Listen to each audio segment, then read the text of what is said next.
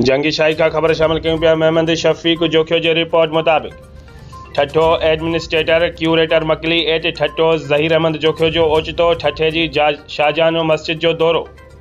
शाहजहान मस्जिद ठठो में गैर क़ानूनी मोटरसाइकिलन जो हुजूम ऐं गैर क़ानूनी पार्किंग ऐं रबड़ी वारा थेला ऐं गैर ज़रूरी फेरी वारा ऐं वीडियो शूटिंग फुटेज ऐं गैर इख़लाक़ी वीडियो ठाहींदे ॾिठा, जंहिं ते administrator curator मकली eight ठठो Zaheer Ahmad Jokhio फौरी तौर सख़्त एक्शन वठंदे मुकमल पाबंदी लगाए छॾी ऐं पंहिंजे स्टाफ खे फौरी तौर ते हिदायत जारी कंदे चयो त मस्जिद अंदरि तोड़े ॿाहिरि जेको बि गैर इख़लाक़ी ऐं मंशा ते विकिरो करे उनखे झले मथसि केस दाख़िल कयो वञे, कंहिंसां बि का रिआयत न कई वञे ऐं सभिनी खे वार्निंग नोटिस पिणु जारी कया विया।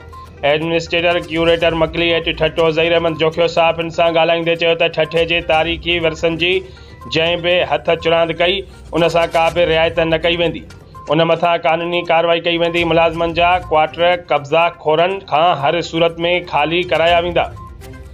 साईं जन ॿुधायो त डिपार्टमेंट कार्रवाई कंदी सभिनी खे वार्निंग नोटिस पिणु जारी करे छॾिया आहिनि, उन्हनि खे हर सूरत में ख़ाली कराया वेंदा।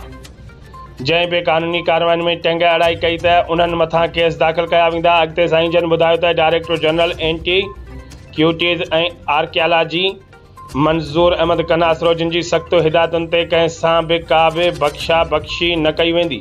जेको बि गैर क़ानूनी कमनि में मुलविस हूंदो उन्हनि ते पिणु कार्रवाई कई वेंदी ऐं गैर इख़लाक़ी वीडियो ते पिणु तकड़ी कार्रवाई कई वेंदी, उन्हनि ते केस दाख़िल कया वेंदा।